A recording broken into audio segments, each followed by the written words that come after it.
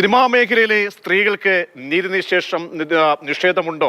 അവർക്ക് തൊഴിൽ സാഹചര്യങ്ങൾ അനുഭവിക്കപ്പെടേണ്ടി വരുന്ന ബുദ്ധിമുട്ടുകൾ, ഒരു മാന്യമായ അന്തരീക്ഷം ഒരുക്കണം തുടങ്ങി നിരവധി വിഷയങ്ങളിലാണ് സംസ്ഥാന സർക്കാർ ഇന്ത്യയിൽ ആദ്യമായിട്ട് ഓർക്കണം ഒരു കമ്മീഷനെ നിയോഗിക്കുന്നത്. അത്ര ആർജവത്തോടുകൂടി ഒരു നിയോഗിച്ച ഒരു കമ്മീഷന്റെ റിപ്പോർട്ട് വരുമ്പോൾ പക്ഷേ ആ സർക്കാർ അതിൽ അടയിരുന്നു. അതിൽ ഈ റിപ്പോർട്ടിൽ പല കാര്യങ്ങളും ഉണ്ട് എന്ന് ചൂണ്ടിക്കാട്ടി പല പ്രമുഖരുടെയും ഒരുപക്ഷെ കേട്ടാൽ ഞെട്ടുന്ന തരത്തിലുള്ള പല മുഖംമൂടികളും അഴിഞ്ഞു വീഴുന്ന തരത്തിലേക്കുള്ള പരാമർശങ്ങളടക്കം ഉണ്ട് എന്ന് ആ ഒരൊറ്റ ഉപാധി വെച്ച് അത് പിടിവള്ളിയാക്കിക്കൊണ്ട് ഇത്രയും വർഷം അത് പൂഴ്ത്തി വെക്കുകയായിരുന്നു ഈ സംസ്ഥാന സർക്കാർ ചെയ്തത്. കാരണം ഒരു തരത്തിലും ഒരു ഔചിത്യമോ നൈതികതയോ ഈ സംസ്ഥാന സർക്കാർ ഈ വിഷയത്തിൽ കാട്ടിയില്ല.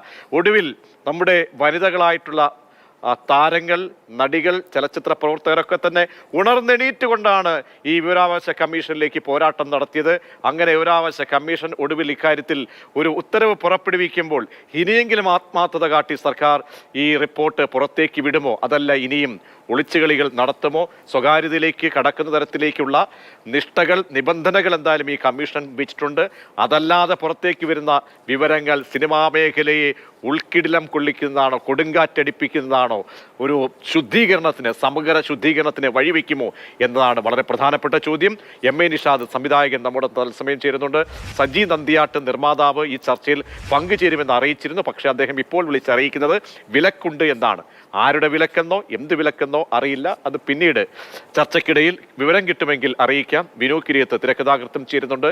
ചലച്ചിത്ര പ്രവർത്തകരായ വനിതകളെയും നമ്മൾ ടെലിഫോൺ ലൈനിൽ പ്രതീക്ഷിക്കുന്നുണ്ട്. ശ്രീ MA നിഷാദ്, 2019 2017 ഇങ്ങനെ ഒരു നടിയെ പിച്ചു ചീന്തുന്ന സംഭവവുമായി ബന്ധപ്പെട്ടൊക്കെ അടക്കം സിനിമാ മേഖലയിലെ വളരെ തെറ്റായ പ്രവണതകൾ, വലിയ കോടിക്കണക്കിന് റവന്യൂ നേടിക്കൊടുക്കുന്ന ഒരു ഇൻഡസ്ട്രിയിൽ നിന്നും കേട്ടപ്പോൾ അവിടെ തിരുത്തൽ ശക്തിയായി, ചാലക ശക്തിയായി ഒരു സർക്കാർ നിയോഗിച്ചതാണ് ഒരു കമ്മീഷനെ ആർജവത്തോടുകൂടി.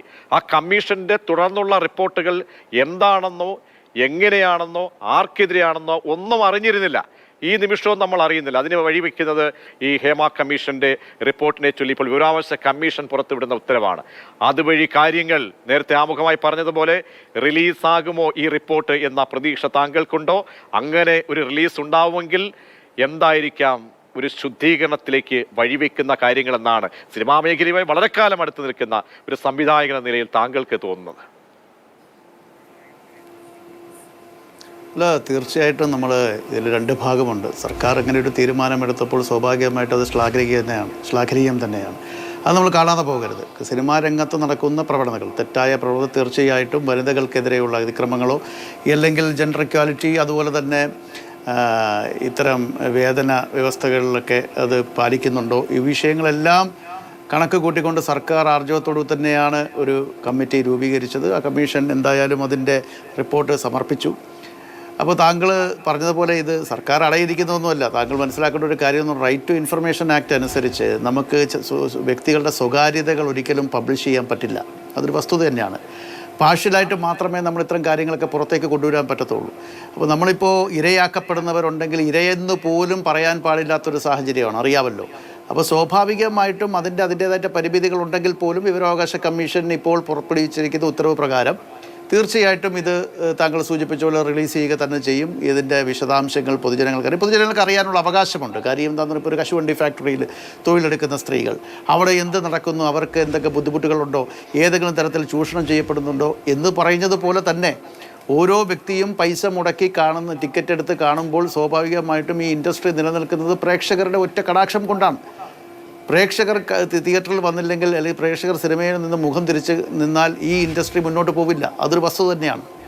അപ്പോൾ സ്വാഭാവികമായിട്ടും ഈ ഇൻഡസ്ട്രി എന്ന് പറയുക, നമ്മൾ ഇൻഡസ്ട്രി എന്ന് പറയുമെങ്കിലും ഇൻഡസ്ട്രി ആയിട്ട് പൂർണ്ണമായിട്ട് വന്നിട്ടുണ്ടോ എന്നുള്ള സംശയം തന്നെയാണ്.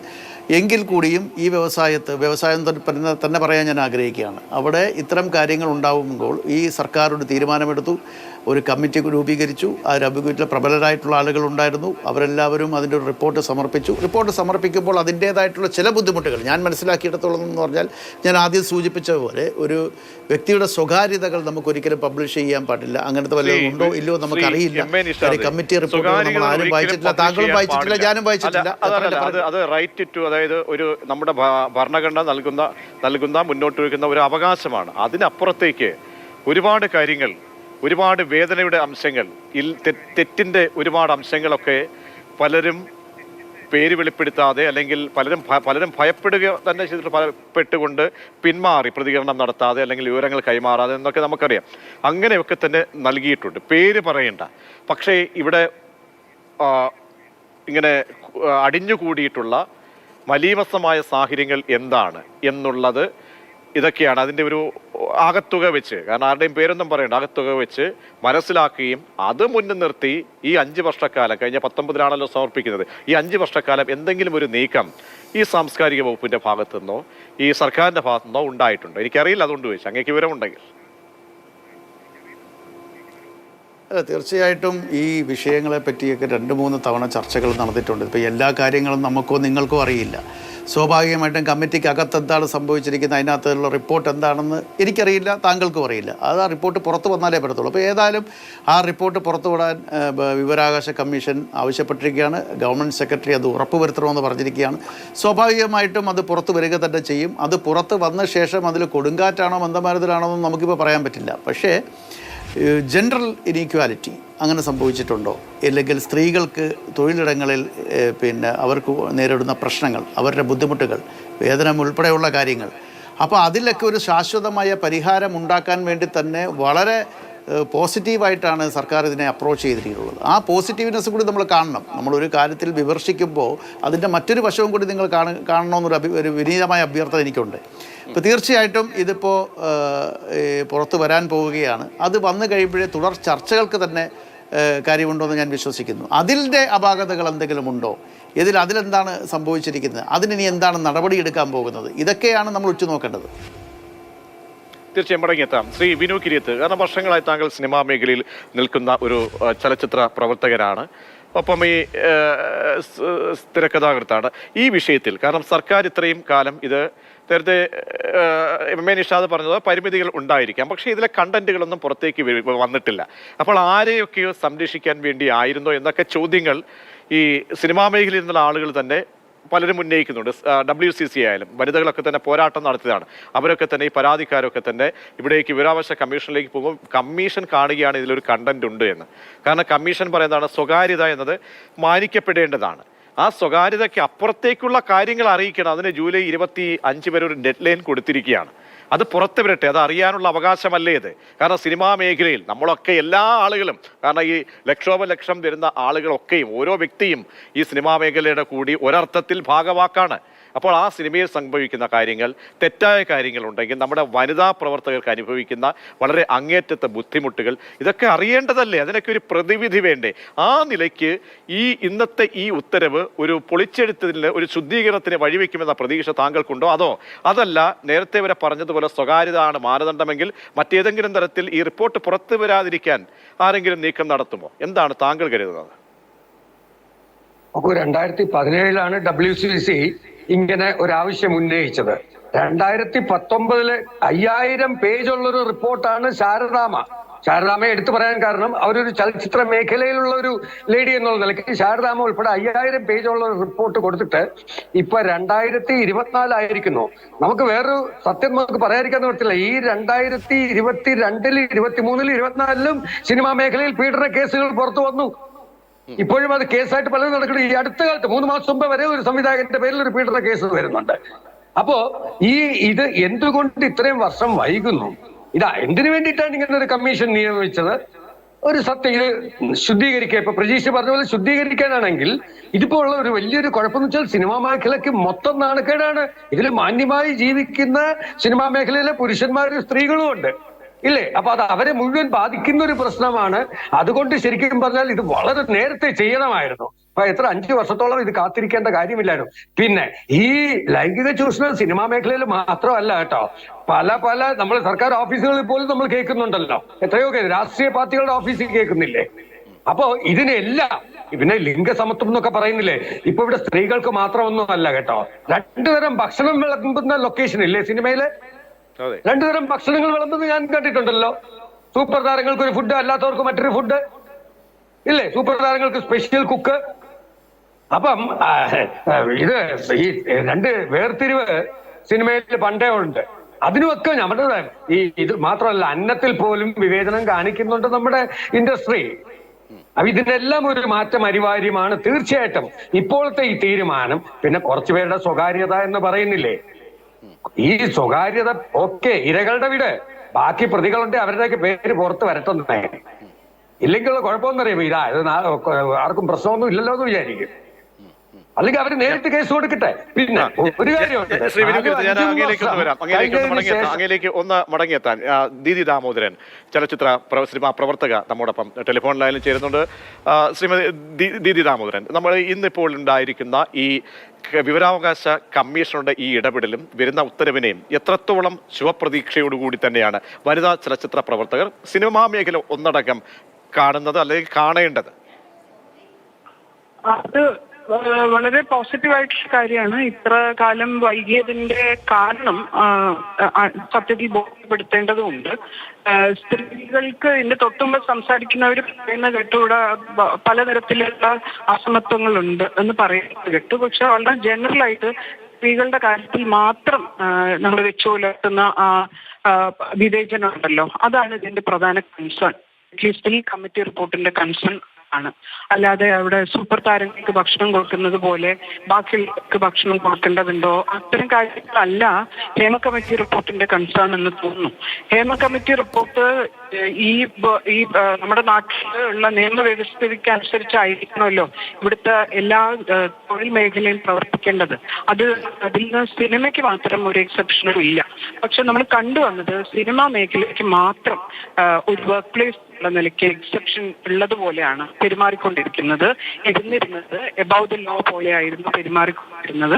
ഒരു സ്ത്രീകൾ വർക്ക് ചെയ്യുന്ന സ്ഥലത്ത് നിർബന്ധമായി വേണ്ട IC എന്ന് പറയുന്നത് ഒരു സിനിമയ്ക്ക് അതിന്റെ ഭാഗമായിട്ട് വേണ്ടതില്ല എന്ന് തോന്നുന്ന ധാർഷ്ട്യമുണ്ടായിരുന്നു. അതൊക്കെ മാറേണ്ടതുണ്ട്.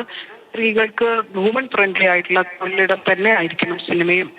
എല്ലാ തൊഴിലിടവും പോലെ സേവന വേതന വ്യവസ്ഥകൾക്ക് ഒരു ട്രാൻസ്പെറൻസി വേണം. തുടങ്ങിയ കാര്യങ്ങളൊക്കെ ഡിസ്കസ് ചെയ്യാനാണ്. അങ്ങനെ ഒരുപാട് കാരണം ഒരുപാട് പേജുള്ള ഒരു റിപ്പോർട്ടാണ് ദീദി ദാമോദരൻ. അതായത് കാസ്റ്റിംഗ് കൗച്ച് അടക്കം സിനിമയിൽ ഉണ്ട് എന്ന് കണ്ടെത്തിയത് ഈ കമ്മീഷൻ പറയുകയാണ്. വളരെ ഗുരുതരമായ ഒരുപാട് കാര്യങ്ങളുണ്ട്. അപ്പോൾ പലരെക്കുറിച്ചും വ്യക്തിപരമായിട്ടുള്ള വിവരങ്ങൾ പോലും കൈമാറിയിട്ടുണ്ട്. ഏറ്റ ദുരനുഭവങ്ങളുടെയൊക്കെ തന്നെ തെളിവുകളൊക്കെ ഈ കമ്മീഷൻ മുൻപ് അവതരിപ്പിച്ചു. നമുക്ക് അതൊന്നുമല്ല, ഈ സ്വകാര്യതയിലേക്കൊന്നും കടന്ന് കയറി അല്ലെങ്കിൽ ആരുടെയൊന്നും അങ്ങനെ പേരൊന്നും വെളിപ്പെടുത്തേണ്ട. പക്ഷേ ഈ 5 വർഷക്കാലം എന്തുകൊണ്ട് വൈകിപ്പിച്ചു?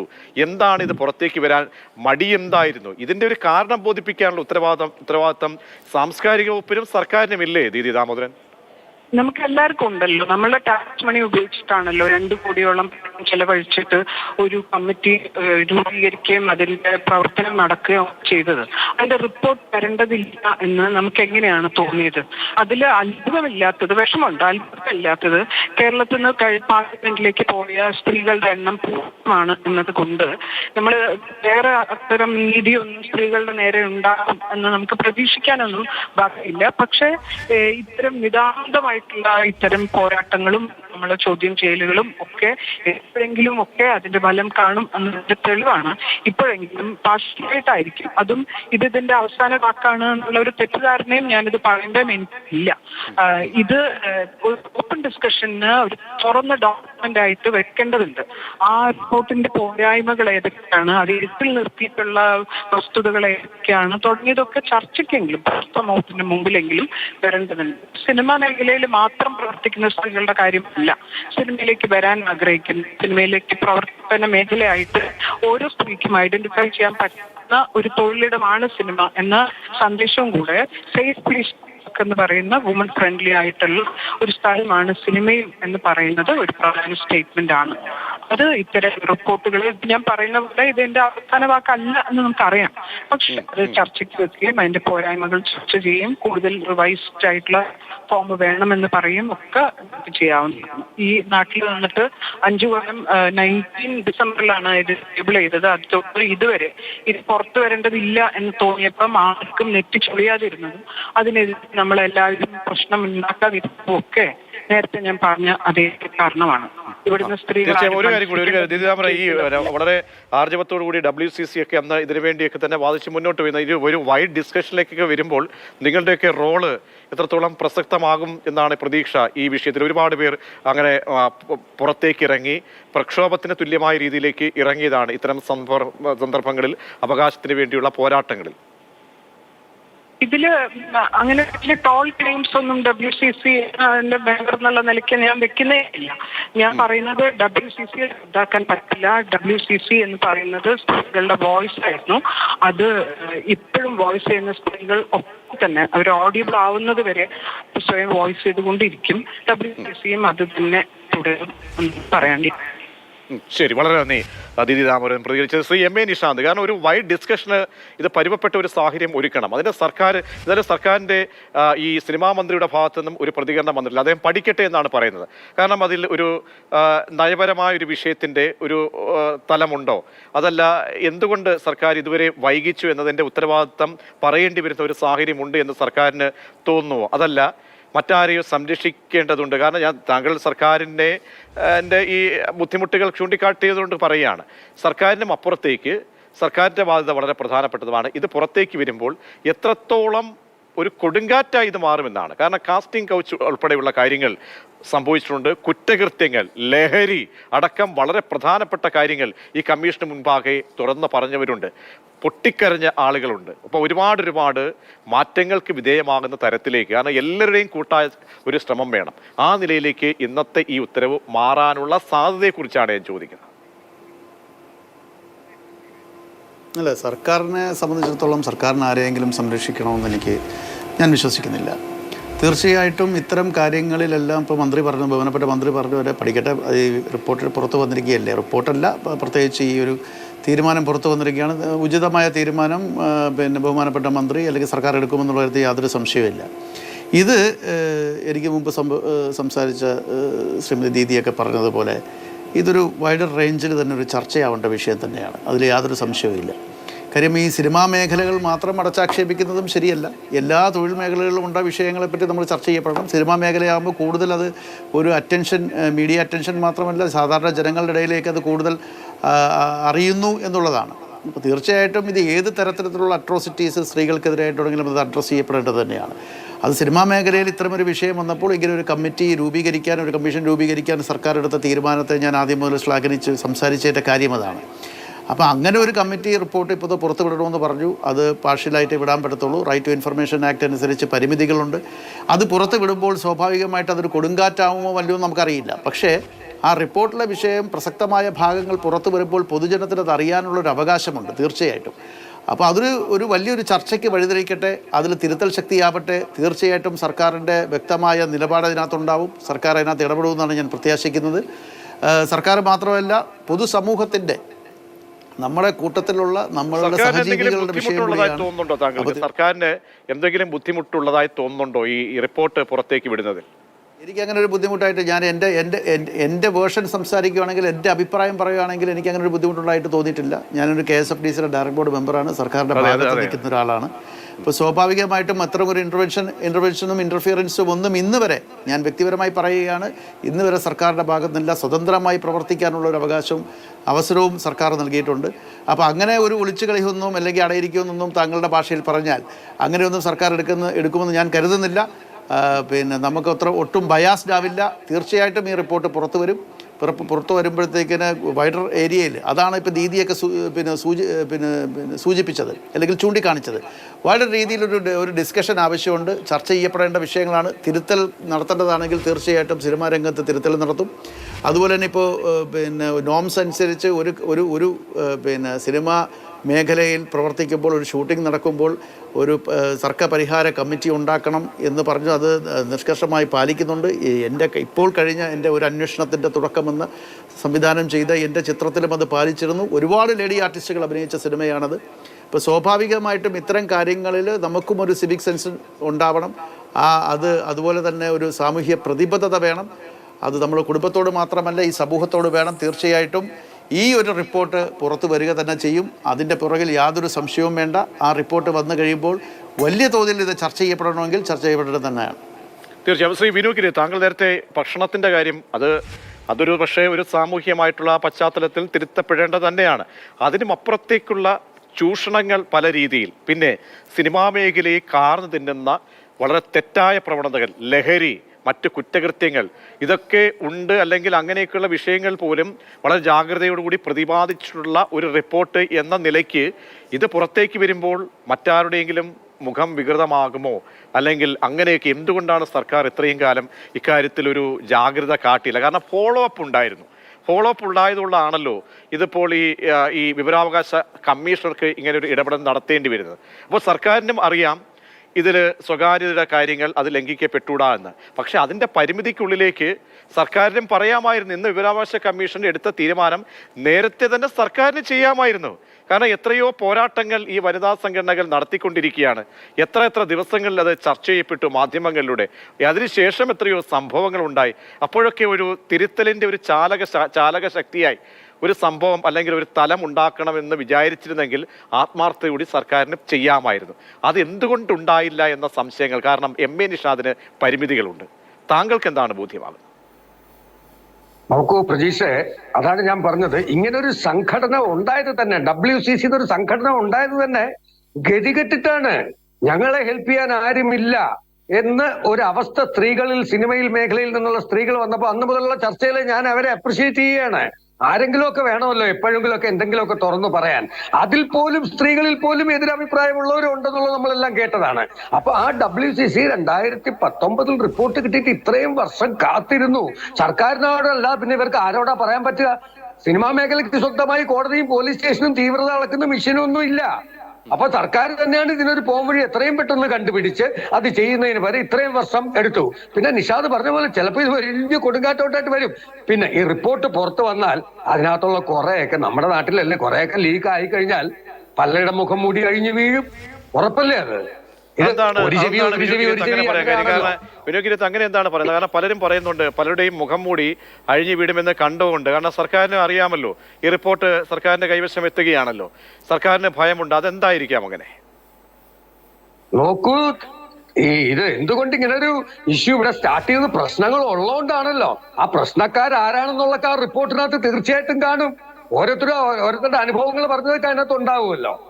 അപ്പോ ഇത് നേരത്തെ ആയിരുന്നെങ്കിൽ ഞാൻ പറഞ്ഞതുപോലെ കഴിഞ്ഞ വർഷവും അതിന് മുമ്പിലത്തെ വർഷവും വീണ്ടും ഇതേ ഇഷ്യൂസ് സിനിമ ഇൻഡസ്ട്രിയിൽ ഉണ്ടായി, പീഡന പ്രശ്നങ്ങൾ. അന്നേ അതിന്റെ ഒരു വിധി വന്നിരുന്നെങ്കിൽ ഇതൊന്നും സംഭവിക്കില്ല. പിന്നെ WCCയെ സംബന്ധിച്ചിടത്തോളം അതിനകത്ത് റിപ്പോർട്ട് എന്താണെന്ന് അറിയാനുള്ള അധികാരം അവർക്കുണ്ട്. കാരണം അവരാണ് കംപ്ലൈന്റുമായി മുന്നോട്ട് പോയിരിക്കുന്നത്. അതിന് ഇത്രയും വർഷം കാത്തു പോട്ടെ, നമുക്കിനിയിപ്പോ കഴിഞ്ഞത് കഴിഞ്ഞു. ഇനിയെങ്കിലും ഈ ഇൻഡസ്ട്രി, ഈ പ്രജീഷ് പറഞ്ഞ പോലെ ഈ സ്ത്രീ വിഷയം മാത്രമല്ല കേട്ടോ, ഈ പറഞ്ഞ പോലെ ലഹരി ആയാലും പരസ്പരമായിട്ടുള്ള ചെളിവാരി എറിയലും തെറിപറച്ചിലും ഇതിനുമെല്ലാം ഒരു അന്തസ്സ് ഈ ഇൻഡസ്ട്രിക്ക് ഇനി വളരെ അനിവാര്യമാണ്. അതിന് തീർച്ചയായിട്ടും സംഘടനയുടെ തലപ്പത്തിരിക്കുന്നവരും കൂടെ ഒക്കെ നിന്നാൽ ഒരു പരിധി വരെ എനിക്ക് തോന്നുന്നു ഇത് നല്ലതിനായിരിക്കാം. ഒരു ശുദ്ധി കലശം വരട്ടെ സിനിമയ്ക്ക്. കാരണം ഈ പറഞ്ഞ പോലെ എല്ലാവരും ആക്ഷേപിക്കുമ്പോൾ നമ്മളെപ്പോലുള്ളവർക്ക് ഇത് ഭയങ്കര ഒരു ക്ഷീണമാണ് കേട്ടോ. ഇൻഡസ്ട്രിയെ മൊത്തം പറയുമ്പോൾ സിനിമാക്കാർ മൊത്തം എന്ന് പറഞ്ഞുകൊണ്ടാണ് ഞാൻ തുടക്കത്തിൽ പറഞ്ഞത് എല്ലാ മേഖലയിലും ഇത്തരം പ്രശ്നങ്ങളുണ്ടെങ്കിൽ അതിനും എല്ലാം ഒരു പരിഹാരം കണ്ടെത്തണം. അതാണ് നമുക്ക് മെയിൻ ആയിട്ട് വേണ്ടത്. പിന്നെ ഈ പറഞ്ഞ പോലെ സ്വകാര്യത സ്ത്രീകൾക്ക് ശരിയാണ് ലൊക്കേഷനിൽ പണ്ടത്തെ പോലെ അല്ല. പണ്ട് സ്റ്റുഡിയോസിനകത്തായിരുന്നു ഷൂട്ടിംഗ്, പബ്ലിക് അങ്ങനെ കയറി വരില്ല. ഇപ്പൊ ഇവർക്ക് ഡ്രസ്സ് മാറാനും ഒക്കെ ഉള്ള സൂപ്പർ സ്റ്റാർസ് അങ്ങനെയുള്ള മെയിൻ സ്റ്റാർസിനൊക്കെ ചിലപ്പോൾ കാരവാൻ ഉണ്ടാവും. അല്ലാതെ എത്രയോ നൂറുകണക്കിന് പെൺകുട്ടികളുണ്ട്. അവർക്ക് ടോയ്ലറ്റിൽ പോകാനുള്ള സൗകര്യങ്ങൾ, അവർക്ക് ഡ്രസ്സ് മാറാൻ. പിന്നെ എല്ലാവരുടെ കയ്യിലും മൊബൈൽ ഉള്ളതുകൊണ്ട് ഇവരൊക്കെ ഭയന്ന് തന്നെ ആയിരിക്കുമല്ലോ ഒരു വസ്ത്രം പോലും മാറുന്നത് ഇല്ലേ. അപ്പൊ അതിനൊക്കെ അവർക്കൊരു വളരെ ചിട്ടയായ അത് നിർമ്മാതാക്കൾ കൊടുക്കണം. അത് ഇനിയിപ്പോ മാറ്റം വരട്ടെ. കാരണം ഈ പറഞ്ഞ പോലെ ഇൻഡസ്ട്രിക്ക് മോശം വന്നു കഴിഞ്ഞാൽ അത് നമ്മളെപ്പോലെ എല്ലാവർക്കും വലിയ ഇൻഡസ്ട്രിയാണ്. സർക്കാരിന് ഒരുപാട് ലാഭം കിട്ടുന്ന ഒരു ഇൻഡസ്ട്രിയാണ് ഇല്ലേ. ഏതൊക്കെ രീതിയിലാണ് വരുമാനം ഉണ്ടാവുക സർക്കാരിന്. അപ്പൊ അതെല്ലാം ഉള്ളത് കൊണ്ട് തീർച്ചയായിട്ടും സർക്കാർ തന്നെ ഇടപെട്ട് ഇതിനൊക്കെ ഒരു വളരെ പോസിറ്റീവായിട്ട് അവസാന ഘട്ടത്തിലേക്ക്, ഈ പരിശോധനയുടെ വിലയിരുത്തലിന്റെ അവസാന ഘട്ടത്തിലേക്ക് ഇപ്പോൾ ശ്രീമതി ഭാഗ്യലക്ഷ്മി ടെലിഫോൺ ലൈനിൽ ചേരുന്നുണ്ട്. ശ്രീമതി ഭാഗ്യലക്ഷ്മി, വളരെ ഒരു വിപ്ലവാത്മകമായിട്ടുള്ള ഒരു തീരുമാനമാണ് സിനിമാ മേഖലയുമായി ബന്ധപ്പെട്ട് ഇന്ന് വിവരാവകാശ കമ്മീഷണർ നടത്തിയിരിക്കുന്നത്. ഭാഗ്യലക്ഷ്മിയിലേക്ക് എത്താം. ശ്രീ എം.എ. നിഷാദ്, അങ്ങനെ വളരെ വിപ്ലവാത്മകമായിട്ടുള്ള ഒരു തീരുമാനമാണ്. ആ തീരുമാനം വരുമ്പോൾ നമുക്ക് RTA അനുസരിച്ച് ഈ 10 പ്രകാരം സ്വകാര്യത എന്നത് വളരെ പ്രധാനപ്പെട്ട കാര്യമാണ്. അങ്ങനെ ഒരു നിബന്ധന വെക്കുമ്പോൾ മറ്റെന്തെങ്കിലും തടസ്സമുണ്ടോ? കാര്യമായി മുന്നോട്ട് വെക്കപ്പെട്ട പരാതികൾ അല്ലെങ്കിൽ മറ്റ് വ്യക്തിപരമായിട്ടുള്ള പരാതികൾ അതിലൊക്കെ മോണിറ്റർ ചെയ്യാൻ പുറത്തേക്ക് പോകേണ്ടതില്ല, കൊടുക്കേണ്ടതില്ല. പക്ഷേ സർക്കാരിൻ്റെ മുന്നിൽ ആ ഡോക്യുമെൻ്റ്, ആ ഡൊമൈൻ സർക്കാരിൻ്റെ മുന്നിലുണ്ട്. അപ്പോൾ ഇത് പുറത്തേക്ക് കൂടി വരുന്നു അതിൻ്റെ ചില ഭാഗങ്ങൾ എന്ന നിലയ്ക്ക്. കാരണം എന്താണ് അതിന് പൊതുവേ അവിടെ സംഭവിച്ചിരിക്കുന്നത്, ഏതൊക്കെ രീതിയിലുള്ള തെറ്റായ കാര്യങ്ങൾ ഉണ്ട്. അപ്പോൾ ആ ഓരോരോ ഘട്ടങ്ങളായിട്ടുള്ള തെറ്റിൻ്റെ ഘടകങ്ങളുണ്ടെങ്കിൽ അത് തുറന്ന് പരിശോധിക്കപ്പെടുമ്പോൾ ഈ സ്വകാര്യത എന്നത് ഒരു തടസ്സമായി മാറുന്നുണ്ടോ? കാരണം ഈ റിപ്പോർട്ട് പുറത്തേക്ക് പോകരുതെന്നേ ഉള്ളൂ, പക്ഷേ സർക്കാരിന് ചെയ്യാവുന്ന കാര്യങ്ങൾ കൂടി ഉണ്ടല്ലോ. തീർച്ചയായിട്ടും സർക്കാർ അത് ഇൻ്റർവ്യൂൻ ചെയ്യും, യാതൊരു സംശയവുമില്ല. പിന്നെ സ്വകാര്യത എന്ന് പറയുന്നത് ഇരയാക്കപ്പെടുന്നവർക്കാണ്. നമുക്ക് ആ വാക്ക് പോലും ഉപയോഗിക്കാൻ പാടില്ലാത്തൊരു സാഹചര്യം അറിയാമല്ലോ. അപ്പോൾ ആ സ്വകാര്യത മറ്റുള്ളവർക്ക് അങ്ങനെ എന്തെങ്കിലും പ്രവർത്തികളിൽ ഏർപ്പെട്ടിട്ടുള്ള ഹീനിയസ് ആക്ടിവിറ്റിയിൽ ആരെങ്കിലും ഏർപ്പെട്ടിട്ടുണ്ടെങ്കിൽ അവരുടെ സ്വകാര്യതയല്ല, അതിന് വിധേയമായവരുടെ സ്വകാര്യതയെ പറ്റിയാണ് നമ്മൾ കൺസേൺ ആയിരിക്കേണ്ടത്. തീർച്ചയായിട്ടും അപ്പോൾ എപ്പോഴും ഇരയാക്കപ്പെടുന്നത് തീർച്ചയായിട്ടും സ്ത്രീകൾ തന്നെയാണല്ലോ. അങ്ങനെയാണല്ലോ, അത് സ്ത്രീകൾക്ക് വേണ്ടിയുള്ള ഒരു കമ്മിറ്റിയാണല്ലോ. അവിടെ നടക്കുന്ന വിഷയങ്ങളെയൊക്കെ പൂർണ്ണമായിട്ടും അഡ്രസ്സ് ചെയ്യാൻ വേണ്ടിയുള്ളൊരു കമ്മിറ്റിയല്ലേ രൂപീകരിച്ചിരിക്കുന്നത്.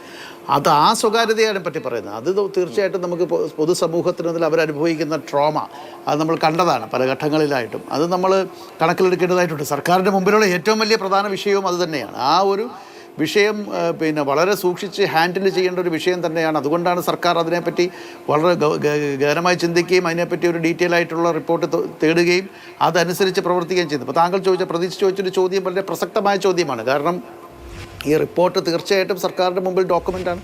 ആ ഡോക്യുമെൻറ്റിൽ നിന്ന് സർക്കാരിന് മനസ്സിലാവുന്ന ചില കാര്യങ്ങളുണ്ട്. ആ കാര്യങ്ങളിൽ ആക്ട് ചെയ്യേണ്ടതായിട്ടുള്ള വിഷയങ്ങളുണ്ട്. തീർച്ചയായിട്ടും സർക്കാർ അത് ഇടപെടുക തന്നെ ചെയ്യും. അത് വരും ദിവസങ്ങളിൽ നമുക്കത് മനസ്സിലാക്കാം. ഏതായാലും കമ്മിറ്റിയുടെ റിപ്പോർട്ട് പുറത്തു വരട്ടെ. പുറത്ത് വരുന്നതിന് മുമ്പ് നമ്മൾ ഹിയർസയുടെ അടിസ്ഥാനത്തിൽ ഒന്നും പറയരുതെന്നൊരു അഭിപ്രായം എനിക്കുണ്ട്.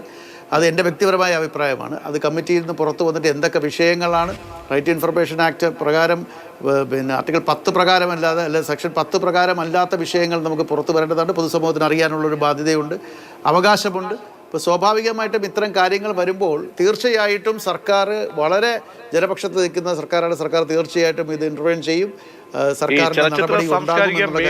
മേഖലയിൽ കോളക്കം സൃഷ്ടിക്കപ്പെടുമെന്ന തരത്തിലുള്ള ഒരു നെറേറ്റീവ് അതെന്തുകൊണ്ടായിരിക്കാം? ഇതിപ്പോൾ ചലച്ചിത്ര അക്കാദമിയാണ് ഇതിനു വേണ്ടി രൂപപ്പെടുത്തിയിട്ടുള്ളത്. അപ്പോൾ സ്വാഭാവികമായിട്ടും ചലച്ചിത്ര അക്കാദമി ഉണർന്ന് പ്രവർത്തിക്കേണ്ട സമയമായി. അതിൻ്റെ ഭാരവാഹികൾ ആരാണ് ഇരിക്കുന്നത്, അവർ തീർച്ചയായിട്ടും ഇതിന് സർക്കാരിൻ്റെ നടപടിക്കനുസരിച്ച് അവർ പ്രവർത്തിക്കേണ്ട സമയം അതിക്രമിച്ചിരിക്കുന്നു. അക്കാദമിയിലുള്ളവർ അത് പൂർണ്ണമായും അതിൻ്റെ അന്തസത്ത ഉൾക്കൊണ്ടുകൊണ്ട് തന്നെ പ്രവർത്തിക്കുമെന്നാണ് ഞാൻ വിശ്വസിക്കുന്നത്. അത് തീർച്ചയായിട്ടും അത്തരം കാര്യങ്ങളിലേക്ക് വരും ദിവസങ്ങളിൽ ചർച്ചകൾ വരുമെന്ന് ഞാൻ വിശ്വസിക്കുന്നു. അതായത് പുറത്തു വന്നാൽ മാറ്റത്തിന് വഴിവെക്കുന്നതാണ്. തീർച്ചയായിട്ടും അങ്ങനെ ഒരു വിഷയമുണ്ടെങ്കിൽ അത് നമുക്കിപ്പോൾ അറിയാത്ത കാര്യമാണ്. കമ്മിറ്റി റിപ്പോർട്ട് ഞാനോ താങ്കളോ കണ്ടിട്ടില്ല. അത് പുറത്തു വരട്ടെ. പുറത്തു വന്നാണെങ്കിൽ പരിമിതികളുണ്ട്. അതെ അതെ അതെ അതെ ശ്രീ വിനു കിരീത്ത്, എന്തെങ്കിലും കൂട്ടിച്ചേർക്കാനുണ്ടോ താങ്കൾ? എല്ലാം സംഭവിക്കുന്നതെല്ലാം നല്ലതിനാവട്ടെ എന്നുള്ളതേ ഉള്ളൂ. ഈ പറഞ്ഞ പോലെ എന്താണോ റിപ്പോർട്ടിലുള്ളത് അതെല്ലാം പുറത്തു വരണം. വ്യക്തികളുടെ ഈ പറഞ്ഞ പോലെ സ്വകാര്യതയിലേക്ക് കടക്കണ്ട.